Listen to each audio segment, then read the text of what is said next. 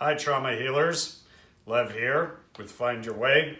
In today's video, what we're going to talk about is empaths and narcissists. As you know, I shoot these videos to help people who have dealt with trauma issues quickly overcome trauma as quick as possible, because I've spent years overcoming my trauma issues and I want to speed up time for you. So let's get into today's topic.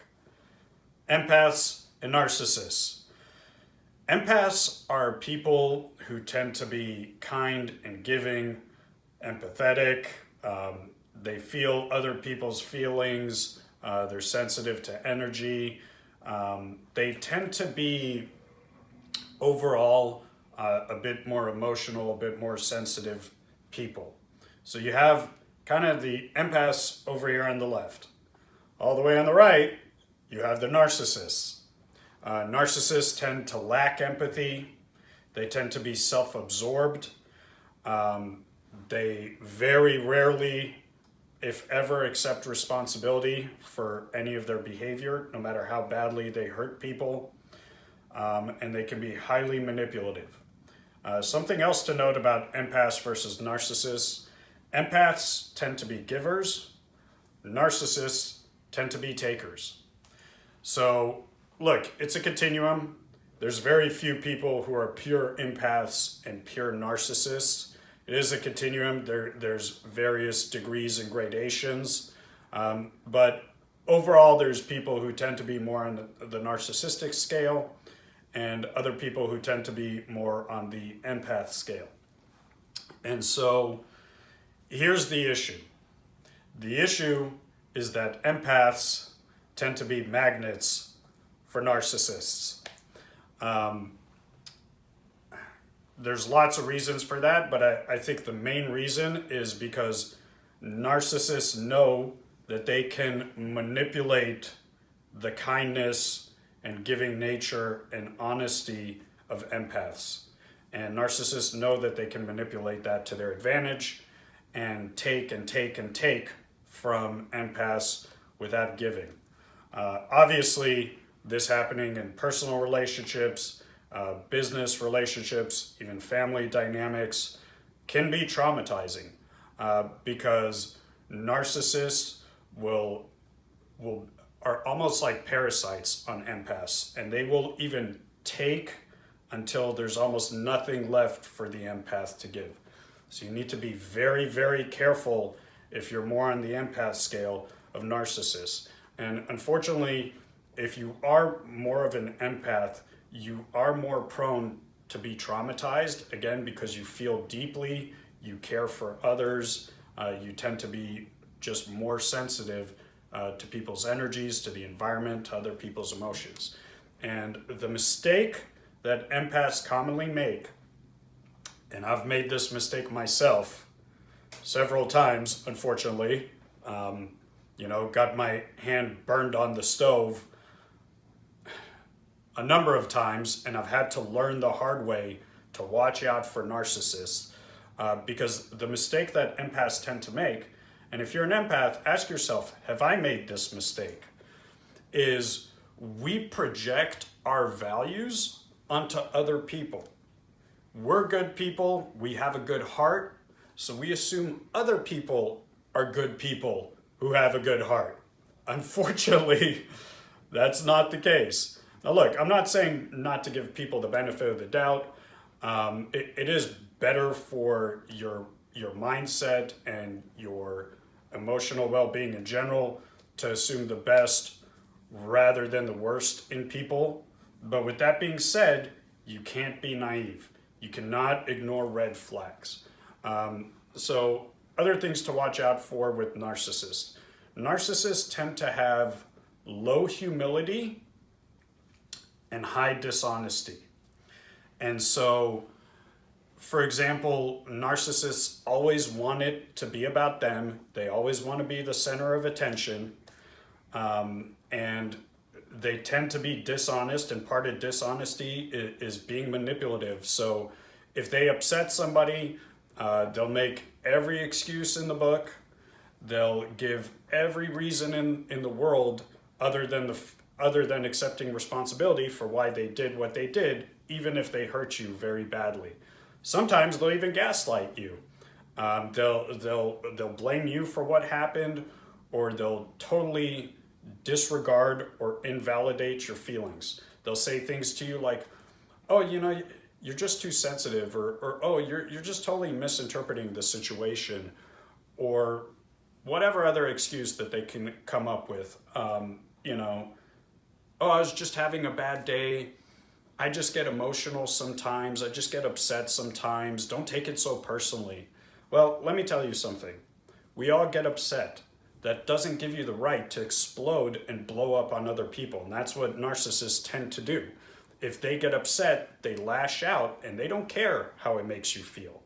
And if you're hurt and you tell them that you're hurt by their behavior, like I said, they'll invalidate your feelings, they'll gaslight you, they'll blame you for basically antagonizing them. Sometimes, even if you've done nothing, they'll have an outburst and then they'll say, "Hey, look, I'm just moody sometimes. So again, don't take it so personally, that I just screamed at you and said nasty things to you, and now just, disregard it, let it go." They'll also make excuses for breaking plans. They'll make excuses for infidelity. They'll make excuses for even stealing, or in context of work, not doing the work that they're supposed to do. They'll blame everything in the world other than the fact that they are not doing their job. So I know that most of the people who watch these kind of videos are empaths. Narcissists are not interested in doing the work on themselves.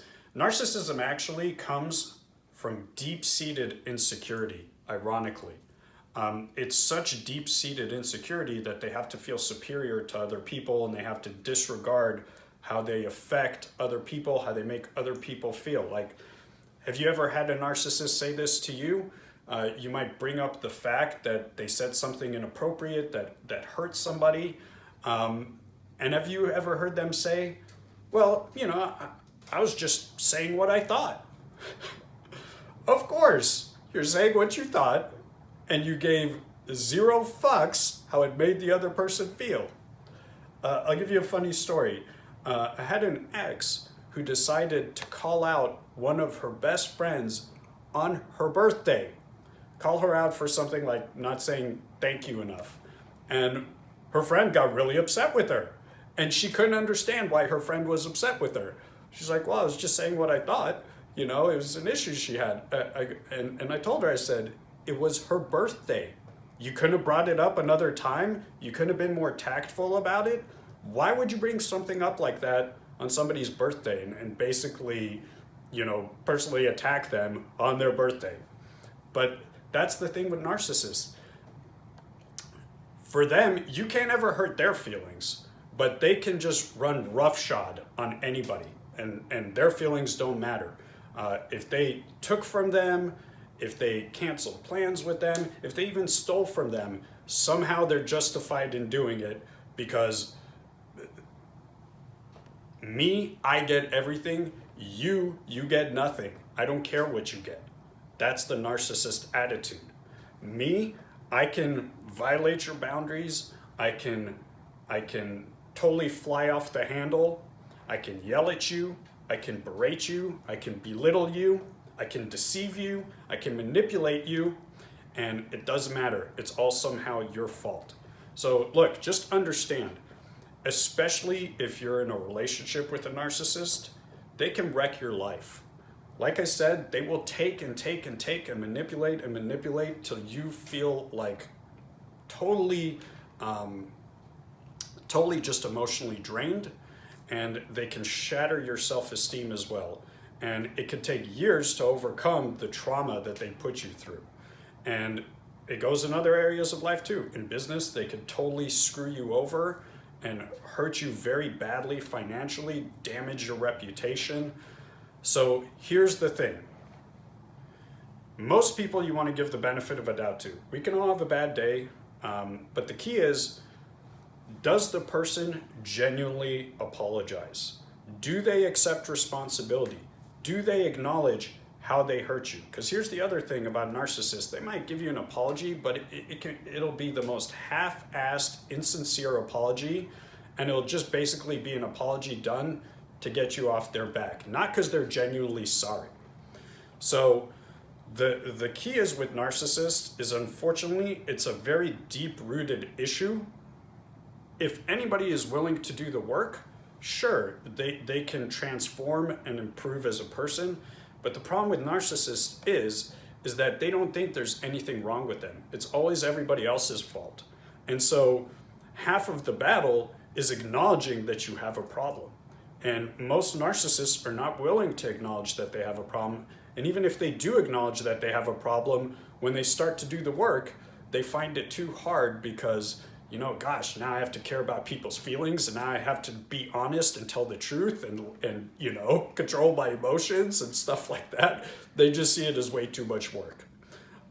So your best bet is, if you find out that you are in fact dealing with a narcissist, the best thing that you can do, cut them out of your life. That's the best thing you can do. Unfortunately, if it's family, that's more challenging. What you do with a narcissistic family member is, you know, it's tough to cut family out of your life. What I would recommend is limit contact as much as possible.